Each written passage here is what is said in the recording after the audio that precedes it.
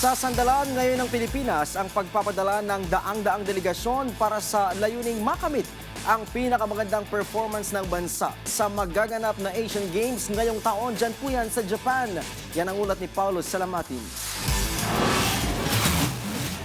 Nakatakdang magpadala ang Pilipinas ng mahigit 400 mga atleta para sa magaganap na 28th Asian Games mula September 19 hanggang October 4 sa Aichi, Nagoya, Japan. Ayon kay Philippine Olympic Committee President Abraham Bambol Tolentino, umabot na sa 419 ang bilang ng mga atletang bubuo sa delegasyon ng bansa. Bagamat posible pa itong madagdagan, depende sa mga huling pagbabago sa listahan.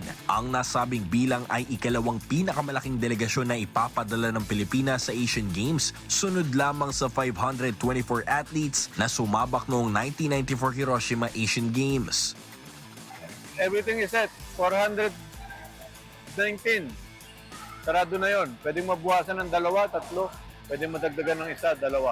So maglalaro lang ng 420. Okay, unless ongoing pa hanggang next week, gymnastics. Pero hanggang 5 lang yon. Kasama na yun sa 419. Yung women. Yung sa men's pumasok na eh. So yung sa last pa, yung esports, tapos na eh. Pumasok na yung 30. Kabilang sa mga inaasahang mangunguna sa kampanya ng Pilipinas sa mga Olympian at World Champion na pangungunahan ni Carlos Yulos sa gymnastics, kasama ang mga pambato ng boxing, swimming, jiu-jitsu, esports at golf. Samantala, binigyang din ni Tolentino na dumaan sa mahigpit na qualification process ang mga atletang kasama sa delegasyon, kaya naman abot kamay umano ang pagsungkit sa mas maraming medalya ngayong taon. Ipinili natin ma-break yung yung last. Palembang at saka Hangzhou. Kaya yun kasi mabigat ang qualifying. Nag-qualify tayo. Oo, correct. Ngayon may qualifying. So yun yung magdadala doon.